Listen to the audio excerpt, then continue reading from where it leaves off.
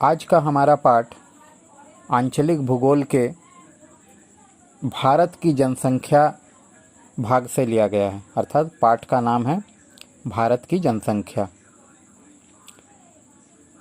जनसंख्या का अर्थ होता है लोग, कितने लोग भारत में कि लोग रह रहे हैं, किस प्रकार के रह रहे हैं, कितने रह रहे हैं। हालांकि हमारा भारत विचित्रताओं का देश है। विभिन्न प्रकार के लोग दिखने में, भाषा बोलने वाले, विभिन्न धर्म को मानने वाले लोग भारत में निवास करते हैं। इसीलिए यहाँ पर विचित्रता अनेक पाई जाती है, अनेकता में एकता पाई जाती है।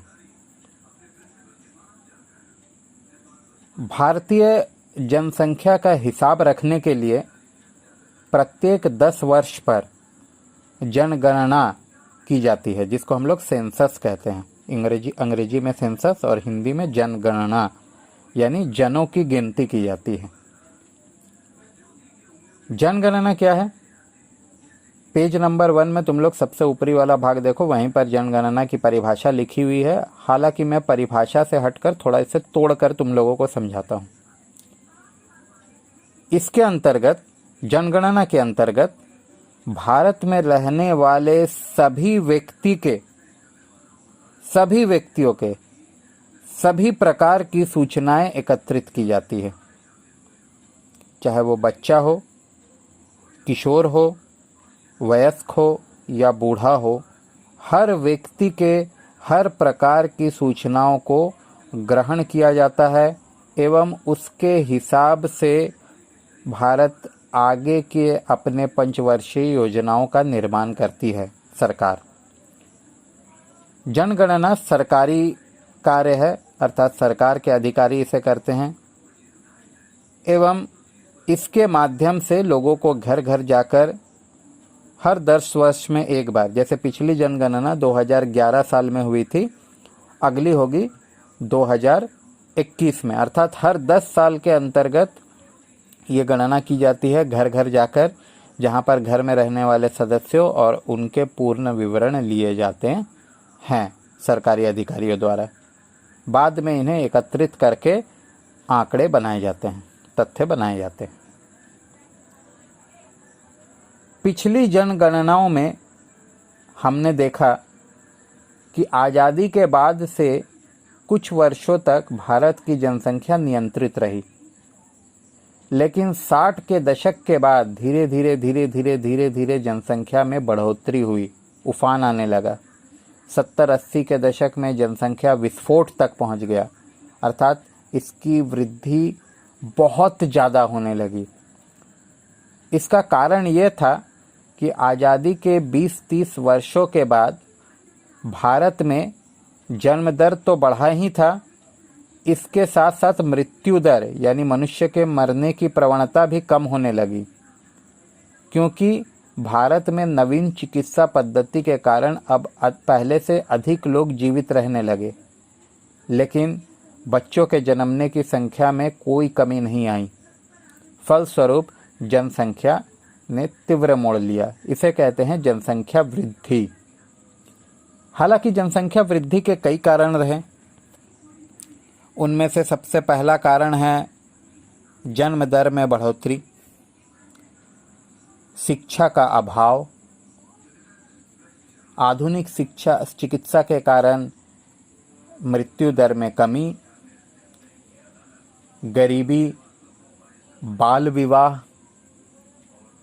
एवं गैर कानूनी घुसपैठ यानी अन्य देशों से भारत में गैर कानूनी ढंग से प्रवेश कर जाना, जैसे बांग्लादेश से हुआ सन 1971 में, सन 1947 में पाकिस्तान से हुआ। इस प्रकार से, इसके अलावा तो ये तो कानूनी थे, इसके अलावा गैर कानूनी घुसपैठ वर्ष भर होते ही रहते हैं।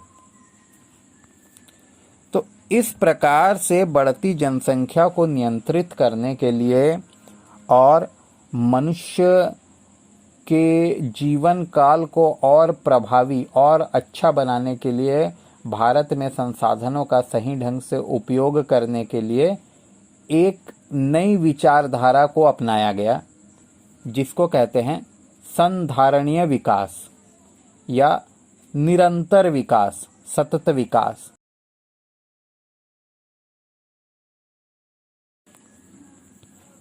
संधारणीय विकास या सतत विकास क्या है, ये जान लेना जरूरी है। इंग्लिश में इसे कहते हैं सस्टेनेबल डेवलपमेंट।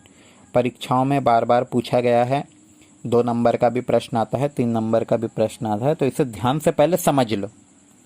पेज नंबर 1 में पीले रंग वाला जो हिस्सा है वहाँ पर इसकी परिभाषा और इसका महत्व स्पष्ट रूप से दिया हुआ है, लेकिन फिर भी शायद वो भाषा तुम्हें समझने में थोड़ी परेशानी हो, याद कर सकते हो उसको, समझने में थोड़ी परेशानी हो, इसीलिए मैं विस्तार से इसको कह रहा हूँ। स्थितिशील उन्नयन या संधारणीय विकास या सस्टेनेबल डेवलपमेंट, इसके अंतर्गत वर्तमान समय के मांग को पूरा किया जाता है भविष्य का ख्याल रखकर।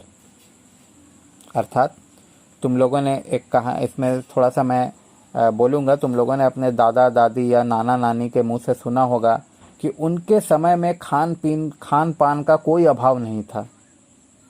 वो खूब खाते थे, खूब आराम से रहते थे, सबके पास विशाल जगह था। तो ऐसा इसलिए था क्योंकि वो लोग अपने ज़रूरत से ज़्यादा सामग्री व्यवहार करते थे।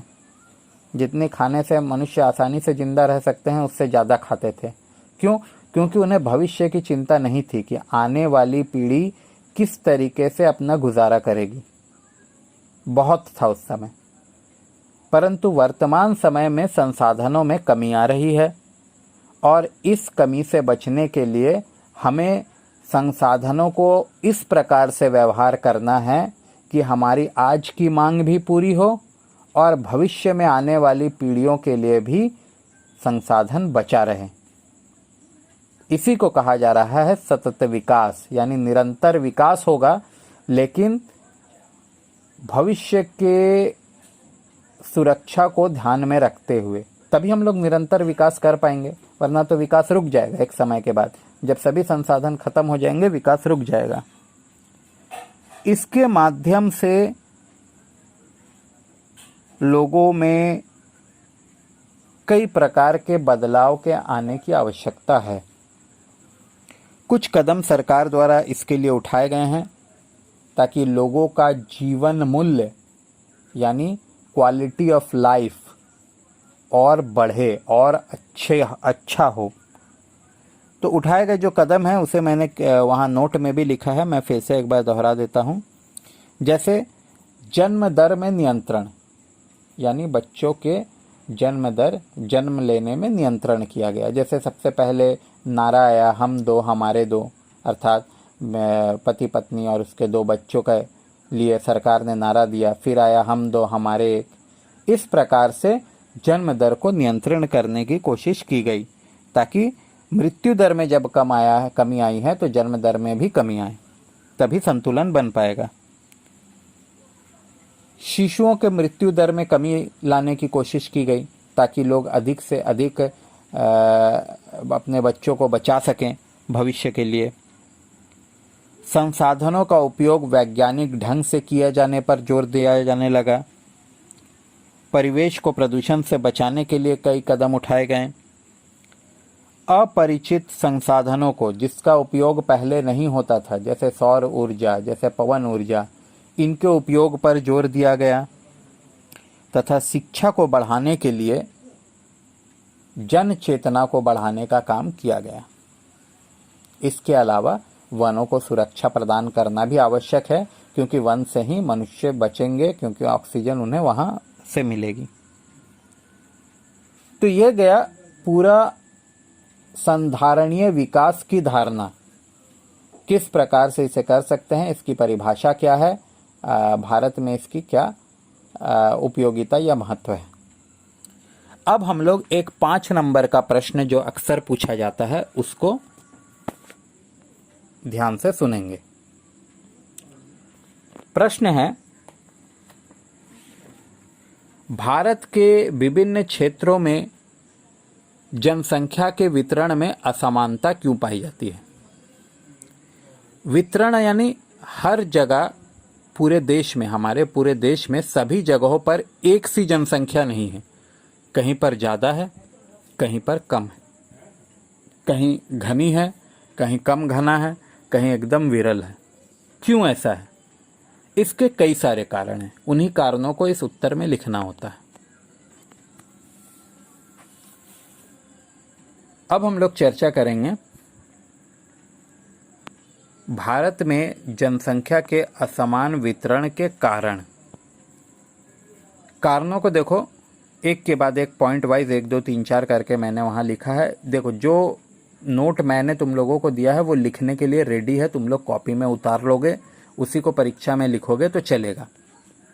और इसमें अगर तुम लोग कुछ सुधार करना चाहते हो तो कर सकते हो। तो सबसे असमान वितरण का सबसे पहला कारण है भूप्रकृति। भूप्रकृति यानी भूमि, समतल भूमि, पर्वतीय भूमि, पठारी भूमि। हम लोग पहले से ही जानते हैं कि पर्वत और पठार की तुलना में समतल भूमि रहने या निवास स्थान के लिए सबसे उचित जगह होती है। इसीलिए समतल भूमियों पर, जैसे गंगा नदी का मैदान, भारत का मैदानी भाग, वहाँ पर सबसे अधिक जनसंख्या पाई जाती है। वहीं पहाड़ों पर तुम लोग देखोगे जहाँ पर रहना, घर बनाना कष्टकर है, वहाँ जनसंख्या कम पाई जाती है। दूसरा कारण है मिट्टी। मिट्टी एक बहुत महत्वपूर्ण पृथ्वी का अवयव है। उर्वर मिट्टी जिन जगहों पर पाई जाती है वहाँ कृषि करने की सुविधा है और इसीलिए लोग उर्वर मिट्टी के क्षेत्रों में अधिक बसते हैं, क्योंकि कृषि की सुविधा वहाँ उपलब्ध है, लोग कृषि कार्य कर सकते हैं। वहीं जहाँ की मिट्टी पथरीली है या बंजर है या बलुई है, जैसे हमारे राजस्थान में, जैसे भुज में, वहाँ पर लोगों का निवास ना के बराबर है, क्योंकि वहाँ पर खेती करना संभव नहीं है। अगला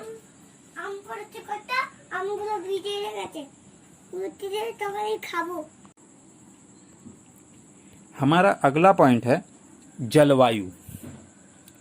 भारत के जिन जिन जगहों पर जलवायु सम है या स्वास्थ्यप्रद है, यानी अच्छी जलवायु जहाँ पर है, ना अधिक गर्म ना अधिक ठंड, ऐसी जलवायु जहाँ जहाँ पर है वहाँ जनसंख्या का निवास अधिक है। जैसे भारत का मैदानी भाग, जैसे समुद्र का तटीय भाग, इन जगहों पर। वहीं जहाँ जहाँ पर जलवायु विषम है, कष्टकर है, चरम है, वहाँ पर जनसंख्या का निवास कम है। जैसे हिमालय के बर्फीली भागों पर, जैसे मरुस्थलों में, इन सब जगहों, पठारी क्षेत्रों में जनसंख्या का निवास कम पाया जाता है। नदियाँ, अगला पॉइंट है नदी। नदियों की तो मुख्य भूमिका है, तुम लोग जानते हो, पुराने जितने भी सभ्यताएं हैं, चाहे वो सिंधु घाटी सभ्यता हो, बेबीलोन की सभ्यता हो या कोई भी सभ्यता हो, ये सभी सभ्यता का विकास नदी के किनारे ही हुआ है। क्यों? क्योंकि नदी पीने के जल का स्रोत है, नदी खेती के लिए जल प्रदान करती है, नदी हमारे कार्यों के लिए जल प्रदान करती है, नदी उद्योगों के लिए जल प्रदान करती है। इसीलिए जिन क्षेत्रों में नदियां हैं उन क्षेत्रों में लोगों का निवास अधिक होता है एवं नदीहीन क्षेत्रों में लोगों का निवास कम होता है। अगला पॉइंट है सिंचाई के साधन। सिंचाई के साधन अर्थात कृषि, खेती। भारत एक जनबहुल देश होने के कारण यहाँ वर्ष भर सिंचाई करने की आवश्यकता पड़ती है। वर्ष भर सिंचाई करने के लिए चाहिए सिंचाई का जल, और ये सुविधा जिन क्षेत्रों में उपलब्ध है, जैसे हमारे पंजाब, हरियाणा, उत्तर प्रदेश, पश्चिम बंगाल, इन सब जगहों में सिंचाई के माध्यम से वर्ष भर खेती संभव है। यहाँ ट्यूबवेल के माध्यम से या नहरों के माध्यम से सिंचाई की जाती है, इसीलिए यहाँ जनसंख्या का घना बसा होना स्वाभाविक है। वहीं जहाँ खेती और सिंचाई के सटीक उपादान उपलब्ध नहीं है, वहाँ पर जनसंख्या विरल पाई जाती है। अब आ जाओ पेज नंबर 2 पर। पेज नंबर 2 में अगला पॉइंट है, इसी आंसर का अगला भाग है खनिज। खनिज यानी खान से प्राप्त किया गया सामान, अर्थात खान जहाँ पर होते हैं उन खानों में काम करने के लिए भी लोग वहाँ भीड़ जुटाते हैं। उन खानों के आसपास शहरों का बसाव होता है, जैसे रानीगंज, जैसे झरिया, ये सब जो शहर हैं ये सब कोयला खान के आसपास ही बसे हैं, अर्थात खान भी मनुष्य के रहने का निवास स्थान बन सकता है। अगला पॉइंट है उद्योग। अब उद्योग जनसंख्या को भारी मात्रा में आकर्षित करता है। तुम लोग एक औद्योगिक क्षेत्र में रहते हो, बेलूर, बाली, डानकुनी, ये सब औद्योगिक क्षेत्र हैं जहाँ कई प्रकार के उद्योग है और यहीं पर तुम्हारे माता पिता, दादा दादी जो भी हो वो काम करने के उद्देश्य से, रोजगार के उद्देश्य से अपने गांवों से चलकर आकर यहाँ बसे। तो उद्योग जो होते हैं वो लोगों को आकर्षित करते हैं, क्योंकि उद्योगों से लोगों को रोजगार मिलता है, उनके अपनी जीविका चलाने में सुविधा होती है। इसीलिए जो औद्योगिक शहर होते हैं वहाँ जनसंख्या अधिक पाई जाती है। अगला पॉइंट है शांति एवं सुरक्षा। शांति एवं सुरक्षा की दृष्टि से अगर देखें तो जहाँ पर शांति होगी, सुरक्षा के व्यवस्था अच्छे होंगे, वहाँ लोगों का निवास अधिक होगा। लेकिन वहाँ जहाँ अशांति और असुरक्षा होगी, जैसे बॉर्डर वाले क्षेत्र, कश्मीर का जैसे बॉर्डर वाला क्षेत्र जहाँ हमेशा अशांति, हमेशा बमबारी चलती है, वहाँ लोगों का निवास कम पाया जाता है, क्योंकि उनके जीवन की वहाँ क्षति होने का डर रहता है। आखिरी पॉइंट है शहरीकरण। शहरीकरण यानी शहरों का बसना। शहरों में रोजगार के लिए, शिक्षा प्राप्त करने के लिए लोग गांवों से चलकर आकर बस जाते हैं।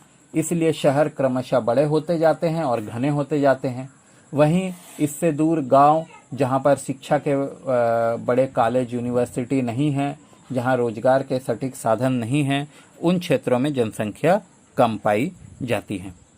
तो ये गए विभिन्न प्रकार के कारण जनसंख्या के असमान वितरण के।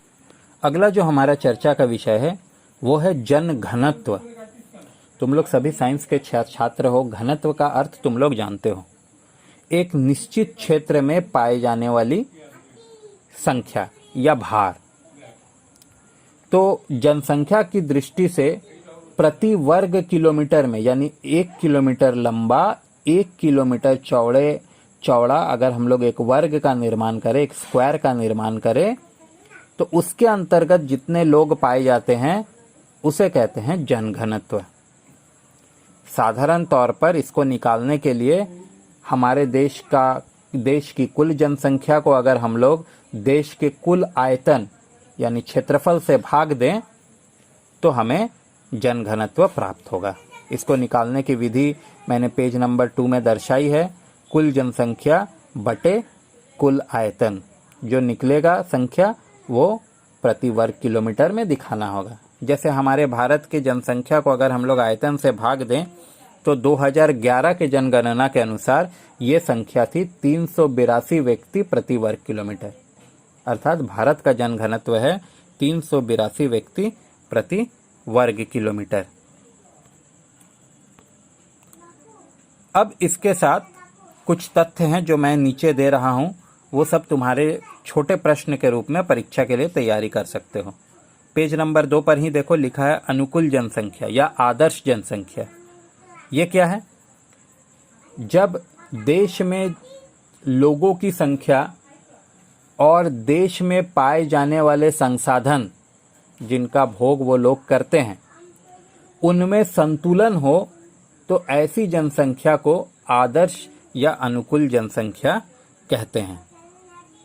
ध्यान से सुनना, जब देश के संसाधन और देश की जनसंख्या में संतुलन बराबर हो तो इसे आदर्श जनसंख्या कहते हैं। इसको इंग्लिश में कहा जाता है ऑप्टिमम पॉपुलेशन। अगला भाग है अति जनसंख्या। ये मैंने लिखा नहीं है, तुम लोगों को बता दे रहा हूं, तुम लोग कॉपी में लिख सकते हो। अति जनसंख्या या ओवर पॉपुलेशन, जब देश में उपस्थित संसाधनों की तुलना में जनसंख्या अधिक हो तो उसे ओवर पॉपुलेशन कहते हैं। जैसे हमारा देश भारत, बांग्लादेश, ये सब संसाधन की तुलना में जनसंख्या अधिक है, यहाँ पर ओवर पॉपुलेशन है। और तीसरा होता है न्यून जनसंख्या यानी अंडर पॉपुलेशन, अर्थात जहाँ उपस्थित, जिस देश में उपस्थित संसाधनों की तुलना में जनसंख्या कम हो उसे हम लोग कहते हैं न्यून जनसंख्या या विरल जनसंख्या या अंडर पॉपुलेशन। जैसे उदाहरण स्वीडन इसका अच्छा उदाहरण है। ये गई विभिन्न प्रकार की जनसंख्या। अब आते हैं हम लोग मनुष्य भूमि का अनुपात। देखो नोट में, man land ratio. Man land ratio अर्थात कह रहा है किसी देश या स्थान की कुल जनसंख्या के साथ वहां पाए जाने वाले उपयोगी भूमि। उपयोगी भूमि कौन भूमि को कहते हैं? जिस भूमि पर हम लोग खेती कर सकते हैं, जिस भूमि पर हम लोग उद्योग लगा सकते हैं, जिस भूमि पर हम लोग रह सकते हैं, ऐसे भूमियों को कहा जा रहा है उपयोगी भूमि।